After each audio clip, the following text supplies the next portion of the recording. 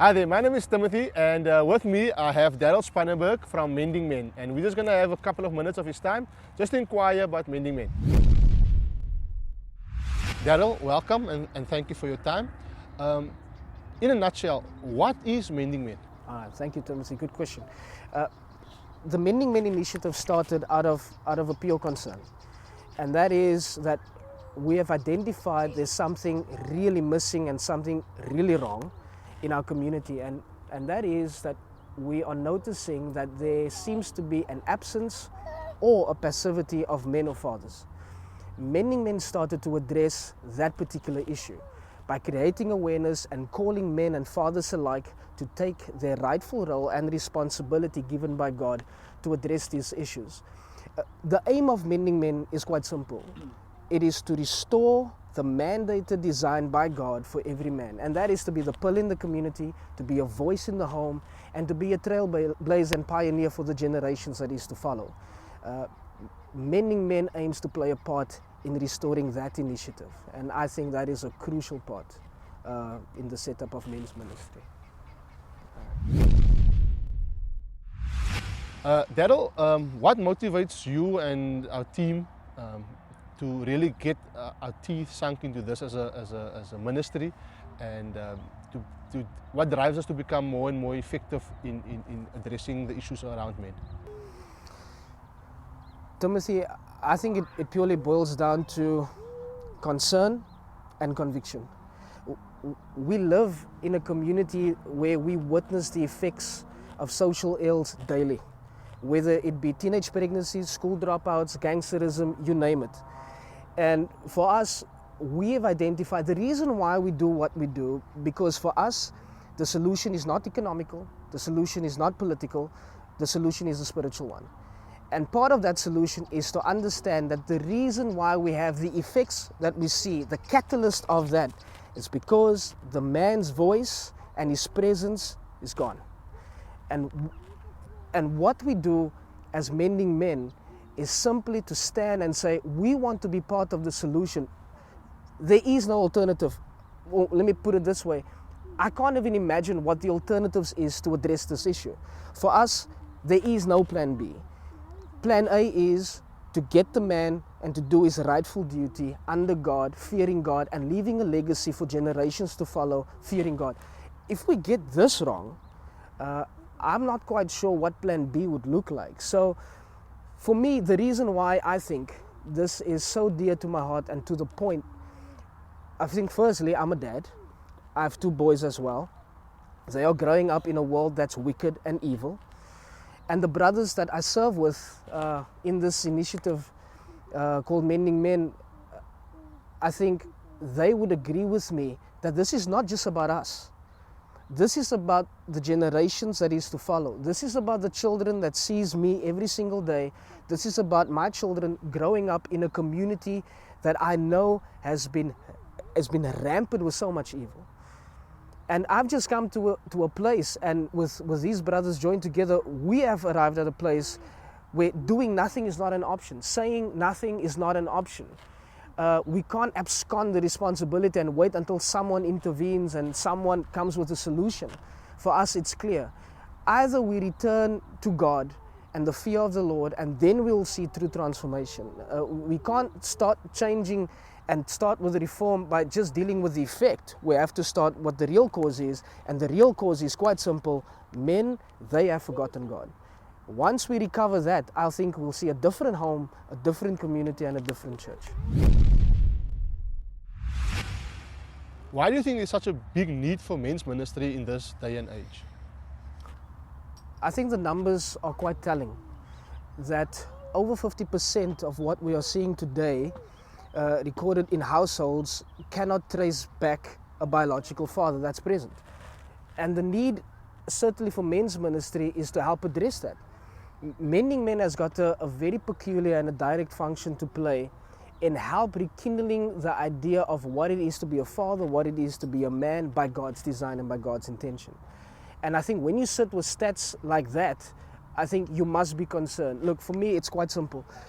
We can talk about all sorts of reform that needs to happen within our country, but the main reform must start with the nucleus of society, and that is the family. once you remove the father or the man from that particular unit, you are building a foundation that is predicated with the potential for chaos. And that's what we're seeing today. So there's a great need for men's ministry. I think the need for ministry is evident by the statistics, that unless we address that and recall and rekindle the initial plan of God for men, fathers, we're going to sit with an issue for generations to come. And I think the relevance of a men's ministry such as Mending Men will always have job security, because until we realize that the key ingredient, the key pillar and key voice in any home, in any community, in any church, rests with the father, rests with men, we will always have issues. Always. Daryl, how does Mending Men go about trying to address these needs in our community? All right. So I do see Mending Men as a type of movement, even though we don't state it as a movement. But I see Mending Men really latching itself to existing men's ministries within communities.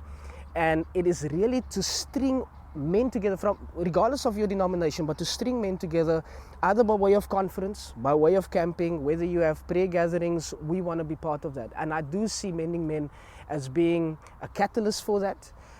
So that it really breaks down the idea of, every single huddle's got the ministry over here, ministry over there. So the role of Mending Men is to somehow bring men together, different walks of life, different denominations, and really build a platform where we can unite our voices together, really amplify the voices together.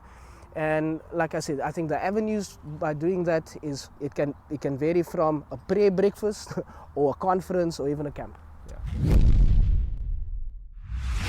Just to follow up on that, surely there's already churches and other men's ministries in our communities.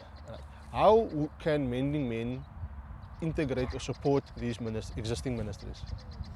Well, I think Mending Men, we have accomplished speakers, teachers of God's word, and we can certainly facilitate workshops. I think that's really the goal. It's really to decentralize this idea of restoring God's mandate towards men and really present ourselves as people that can offer service, really latching ourselves by offering our workshops, offering our initiatives for prayer gatherings, whether it be a men's march or some sort of campaign. I think that's what Mending Men can offer to any kind of men's ministry. What would be your ideal candidate, almost like your target market for this ministry? Any willing man. Any willing man. I think we must be clear that fatherhood has so many shades today in South Africa. You have grandpas that plays the role of a father figure.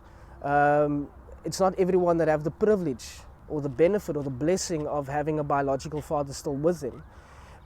So I think that when we make an appeal for men, we are really calling, and in particular, if I can just say, in particular, the kind of man I want to see that we address is the young man, the young adolescent, the young adult. It's my view that I think that parents today seems to be getting younger. And it's of great encouragement to any young man that's either a father now, aspiring to be a father or married, but that's the kind of men that we want to attract. But more so, we realize that we cannot do this in isolation. So Mending Men's appeal is a multi-generational appeal.